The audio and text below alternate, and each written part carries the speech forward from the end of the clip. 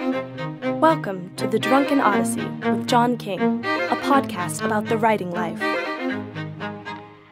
Tell us, oh muse, about a man whose mind and career has careened far and wide and upside down, whose computers are seared with crimes against grammar, whose typographical aggressions are legion, whose words flow into the very mouth of time, and more than a few bottles. A man who actually owns a typewriter, and perhaps even a soul.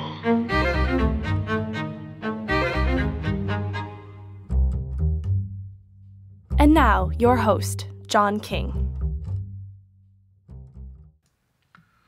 Hi, this is me, John King.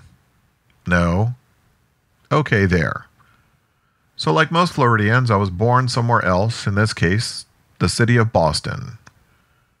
Here I am attending my first cocktail party with Mom and Dad. Damn, I look handsome. The family moved to Florida in 1976 when I was 5 years old. We followed my grandparents to Pompano, Florida. My grandfather was on a mission to thaw himself out from 40 years of Boston winters. My family did all sorts of touristy things in Florida, but remarkably, we never reached what seemed like one of the most interesting attractions, the Mermaids of Weeki Wachee Springs. West of Orlando and near the Gulf of Mexico, this roadside attraction was prominent in brochures available all over turnpike rest stops and hotels. Maybe it's that Weeki Wachee was so far west, or that it was far enough away from other attractions to seem especially remote.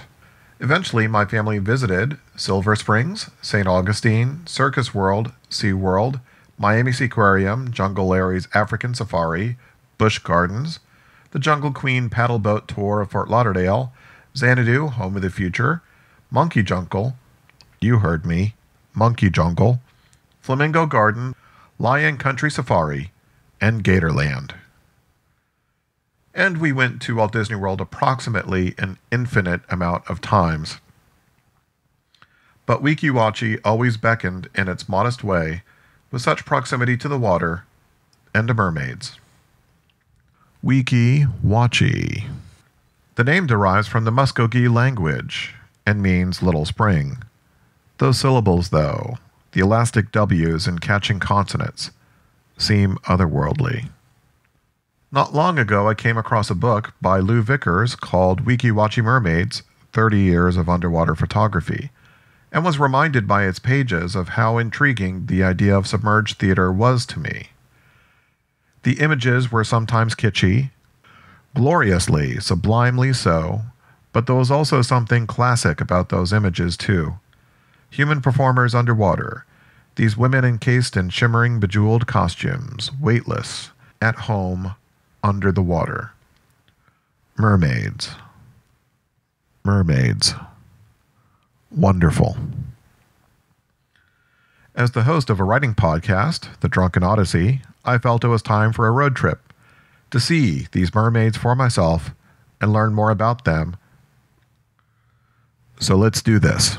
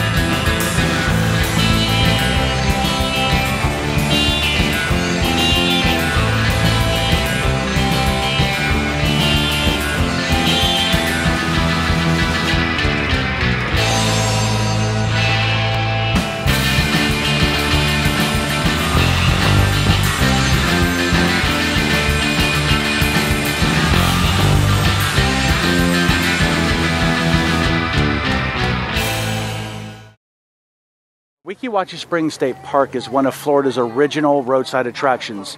The park was built in 1947, and the brand of the attraction has always been the underwater performers. Back in the late 40s, early 50s, although they were called mermaids, they never adorned mermaid tails. And basically the premise of what Newton Perry, who developed the park, envisioned was to take the concept of synchronized swimming that was very popular at the time and implement it underwater. So it was synchronized swimming, but doing underwater ballet under the surface of the water. And then it wasn't until probably the mid-60s that the underwater performers began wearing mermaid tails. And ever since then, we've always been known as the world-famous Weeki Wachee mermaids, but they were mermaids, like I said, even before the mid-1960s. The biggest misconception I think that people have about our attraction is that the mermaids or our underwater performers swim in a tank or an aquarium, and that is simply not the case. The mermaids perform in a natural artesian spring. It's a 74 degree water temperature year-round, and the water clarity is 99.8% pure spring water. The theater, which basically you can see off here to the left, it was not the original theater that was... this theater here was built in the late 1950s when ABC used to own the park. But the theater prior to that sat only around 22 folks. And as you can see, it's built right into the spring, and the mermaids perform right here at the mouth of the Weeki Wachee River. The swirls that you see on the surface of the water here are a result of going straight down 117 feet, and out of the aquifer, which is probably about this big around, comes 117 million gallons of water on a daily basis, feeding the 12-mile river, which is the Weeki Wachee River. And of course, we've separated the mouth of the Weeki Wachee River here, where the mermaids perform here at the mouth, and then over there is Buccaneer Bay, which is Florida's only spring-fed water park, where our guests can enjoy the pristine waters of the spring. Most people, when you go into a natural spring setting, you don't really get a chance to see under the surface of the water. But here, via the underwater theater, you're able to see a first magnitude spring in person. I think that's what's really the magic that exists here, because you've kind of got a double, you've got the magnificence, if you will, of when you're sitting in that theater, basically 12 to 16 feet, depending on where you're sitting, under the surface of the water. So not only do you get a chance to see firsthand a first magnitude spring and the brilliance of it and the clarity that it exudes, but you also get to see beautiful mermaids perform in the spring itself. So it's, I think that's what's really captured the imagination of our visitors for 66 years. Besides superior tourists like me, the springs have drawn performers to them for much longer than Walt Disney has dominated this peninsula. My older sister, Marty, went to high school with some of the original mermaids in Tarpon Springs, which is 30 miles south of here. And she took me up here to see the show.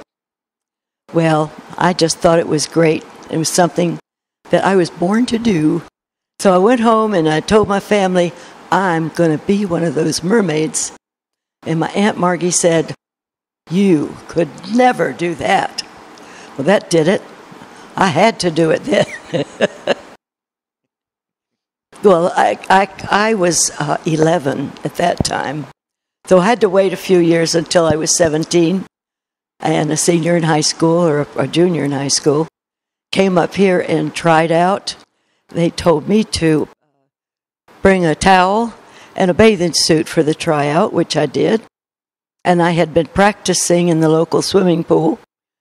So I passed and started swimming shows that summer.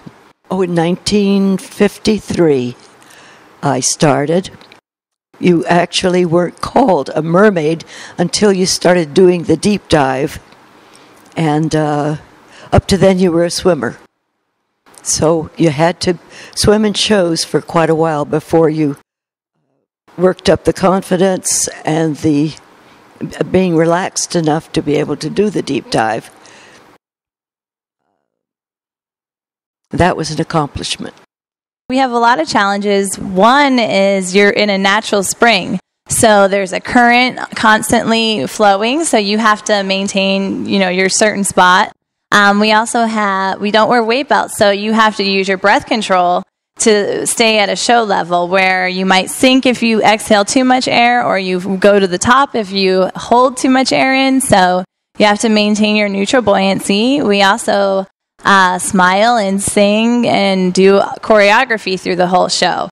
So you're constantly doing many things during a show. So when somebody's watching it, they might not notice all the things that you have to be doing. And also it's 74 all year round, so it's pretty cold in there. And when you get out, after 30 minutes to 45 minutes, you might have numb fingers or toes. So the cold is also challenging, but for the most part, it's, really good. To train mermaids at Weeki Wachee, it takes a while. To become a full-fledged mermaid, it takes, on average, about 1.5 to 2 years to complete all the roles that you need to learn. There's a process of training that we go through. You have to be scuba certified first. Then you learn the air hose. Then your trainer, everybody gets a specific trainer, teaches you the choreography. Then you just practice.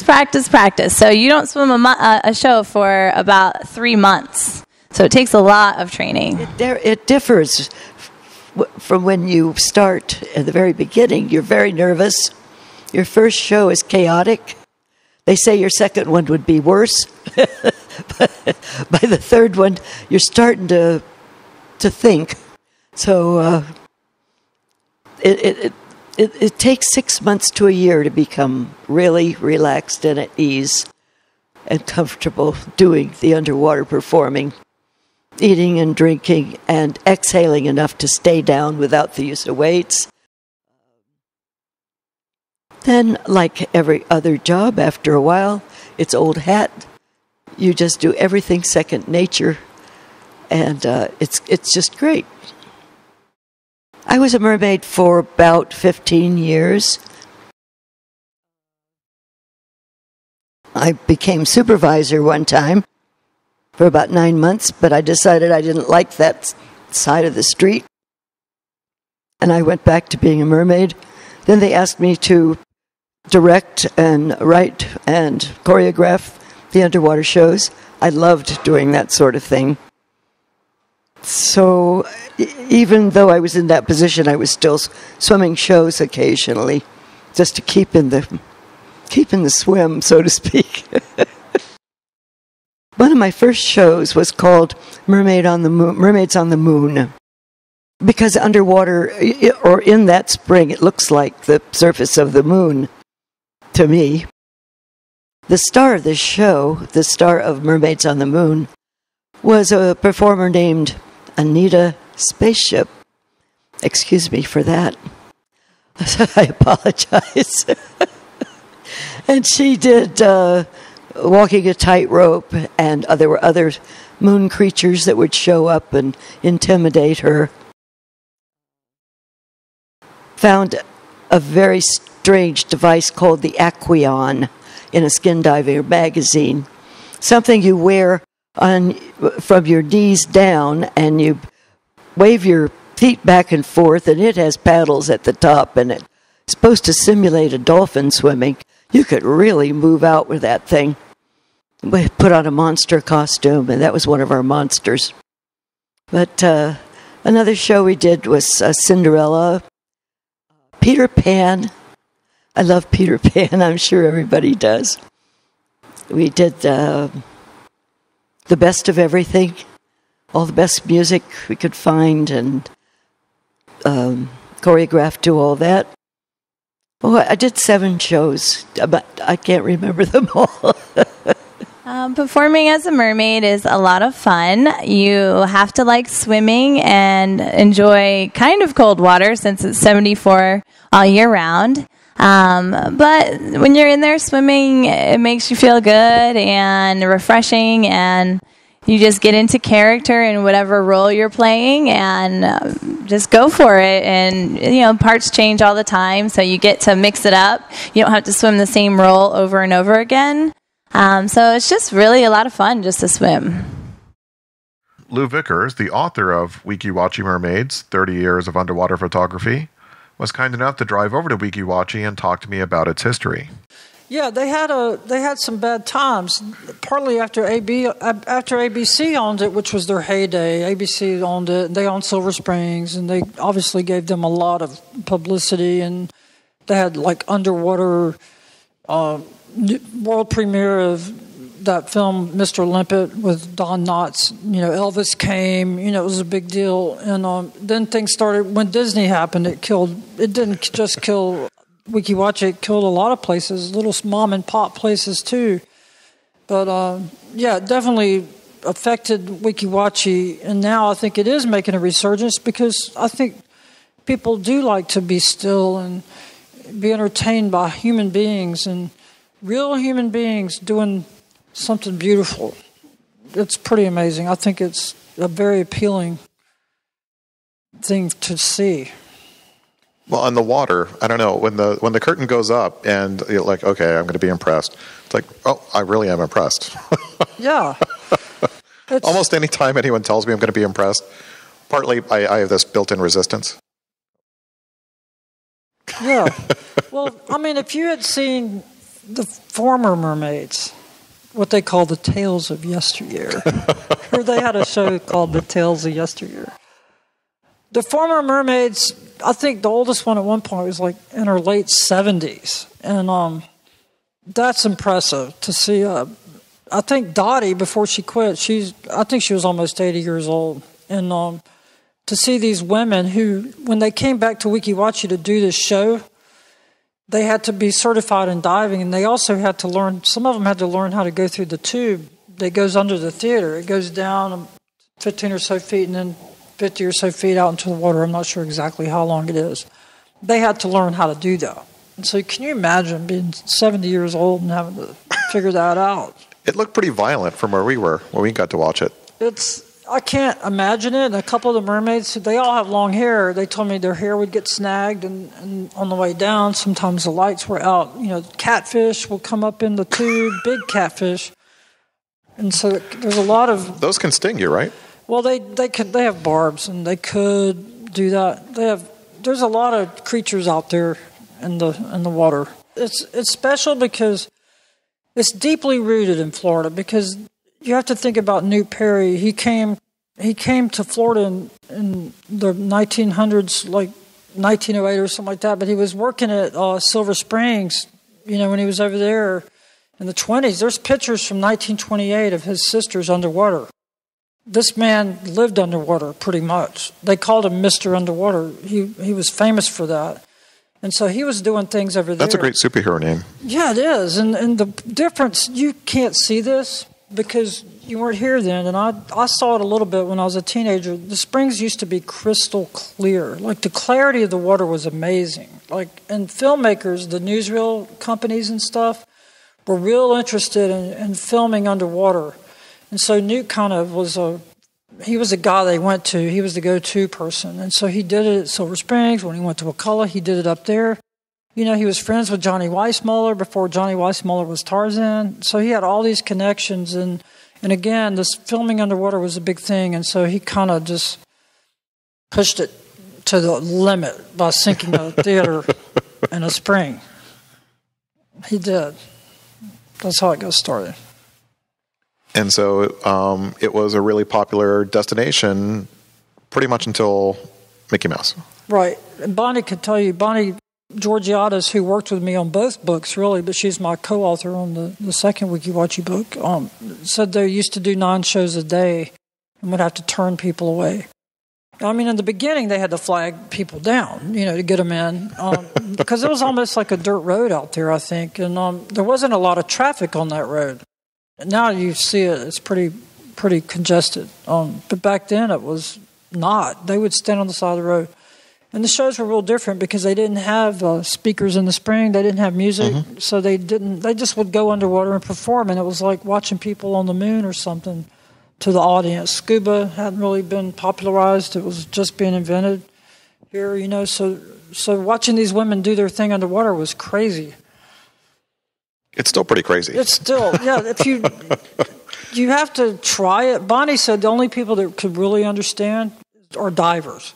what they're doing, because they're literally probably 15 or 20 feet underwater, doing very strenuous things, and the current is constantly pushing them. And they manage to do all their acrobatics and make their faces look pretty. My son and I both, we try to do this at Wakulla. We take pictures underwater all the time. We're trying to, look good and normal, but we can't do it. It's just impossible to look like you're okay and you're comfortable. It's amazing. It really is. Such an elite group with Silver Springs, Marineland, Cypress Gardens.